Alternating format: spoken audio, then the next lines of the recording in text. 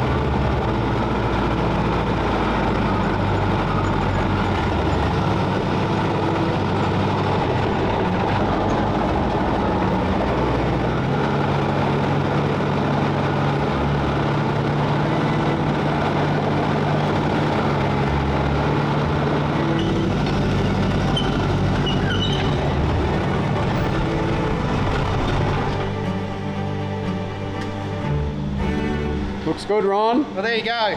This is my command reconnaissance Stuart. During World War II, these Stuart tanks were a really good tank when they first entered service, but they were quickly outclassed.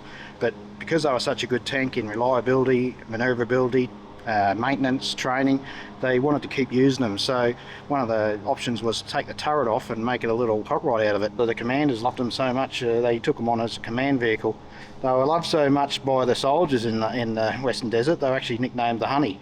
Because when they first drove them, they'd hop out and say, "This one's a little honey." This is not an original command vehicle. No, this was built up from wrecks on farms I discovered around Victorian area, like most of my Stuarts that I've done. But this one was actually a really good hull. The only cut part on this was a portion out of the top where the farmer was going to put his seat and drive it from up high when he relocated the steering mechanisms, but he never got that far. What made you decide to make it a command variant? I'm an old codger now. I've just turned 60.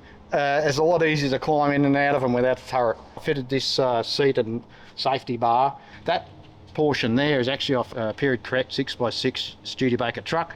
That's the spare wheel carrier. I rolled up this canvas at the back here to replicate the canvas hood. Normally when they converted these to reconnaissance or command vehicles, they'd fit either a 30 or a 50 cal.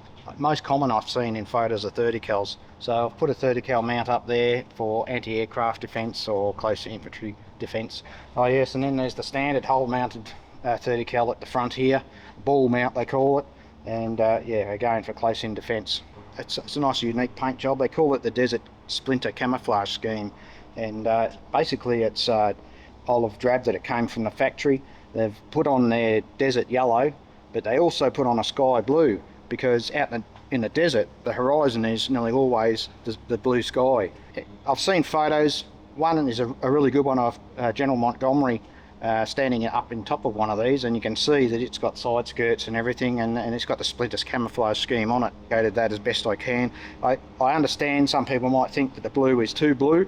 I kind of think it might be as well, but this was my second attempt to dull it down. It's amazing how grey you think it is in the pot, but when you spray it on over a big area, it blues right up. And what unit did you decide to paint it up as? 7th Armoured Division Desert Rats, which is the most common over there in the Western Desert. Yeah, the 12 is the bridge class. That's actually the tank bridge class when it's got a turret, but they never actually changed it when they converted it into reconnaissance. That's to indicate to the engineers whether or not this vehicle was suitable and safe enough to go over their makeshift bridge.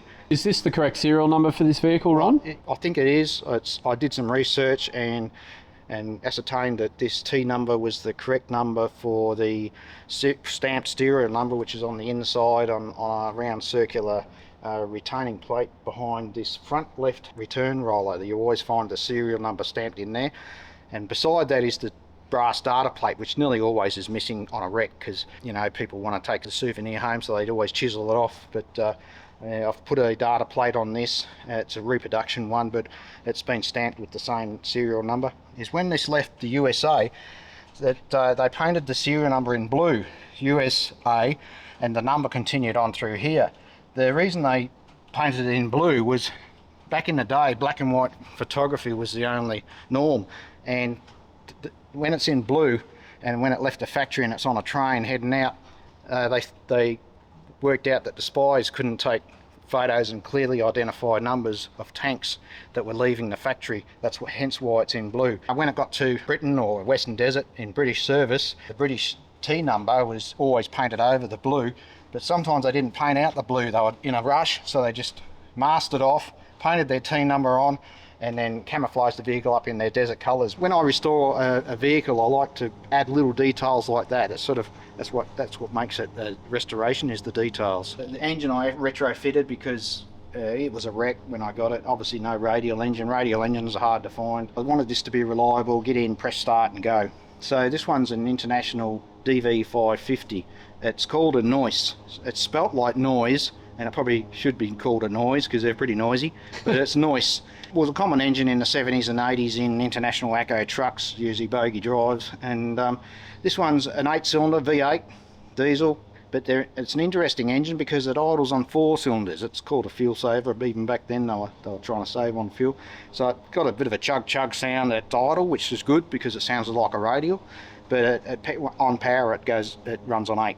It's also coupled to a Clark 3-speed power shift auto, and that's attached to the original gearbox, so you can select whatever gear ratio you want in the original gearbox and then power shift through 3 gears. I've fitted this with serviceability and maintenance in mind. The air cleaner is up at the top there and accessible to remove the element. I've made up my own mufflers to replicate the original radial ones, which is what it kind of sounds like a radial. Over here is an oil cooler for the engine, and on this side also is a fuel filter accessible and a shut-off tap for the fuel. These older engines, if the fuel tank was higher than the engine, you'd get gravity creating dribble through the injectors, which could potentially cause hydrostatic lock if it sat for too long and diesel got on top of the pistons, or if it dribbled past the pistons, it dilutes the engine oil. So to negate that, I put the shut-off valve just in case. I've actually even made this little attachment here which bolts onto the engine mount handle. And you do that up tight, and then if you want to crank it over with a crank, the crank handle goes through there and works on these 2 bolts here. And I did that just in case you've left the tap on for 6 months. There might be some diesel or fuel on top of the pistons. I give it a careful crank over, just like you do with a radial. You've got to always crank them over to clear the pistons. One of the mods that they did was remove the rear stowage bins on the Stuarts and put on a frame to carry water and jerry cans. You'll find the British POW, petrol, oil and water cans, will fit in a framework on the front fender as well. And on the other side there is a tropical bin, so that's just another British mod that they did on desert and tropical Stuarts. It sure is a lot easier to get in and out of. Yeah, they're much better. Gearbox on the back of the DV is boxed in with this cover here, which is actually handy to sit and stand on. Access to adjusting clutches and things are through these 2 hinged doors on the sides. Boxed in gearbox through the drive, covered in drive shaft tunnel to the standard Stuart gearbox, and mounted up here is the controls for the 3-speed power shift, which is actually under here to give you the 3 forward gears. Yeah, this is the Blitz truck handbrake lever. To go into reverse, it's just down, and then you don't have to unlatch anything because of this gate latch. Just straight up, and you know you're straight into neutral. And then forward, same thing, forward, and then if you have to quickly stop, whack, straight back into neutral. It works really well. Because it's an auto, you don't have a clutch. You pull back, and then you can quickly pull it into neutral, and it stops wanting to drive. I've got electric fans here, and you can hear them drawing cool air through that modified aluminium radiator that I got custom made.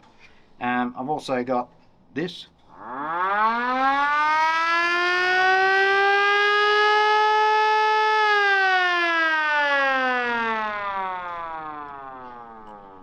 So just something interesting. Yeah. And all the lights work.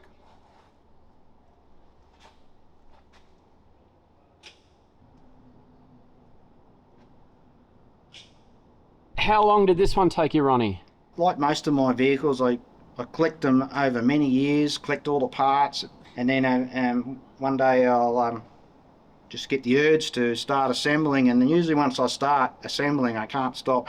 Yeah, this was the result of probably once I get started, 6 months and it's done. Wow. Yeah. So yes, I smash them out. When when I do a Grant tank, it's usually 12 months, but yeah, Stuart's a bit quicker. Looks great, Ron. Thank you very much. No worries. Hopefully people will want to ride it on Armour Fest Day.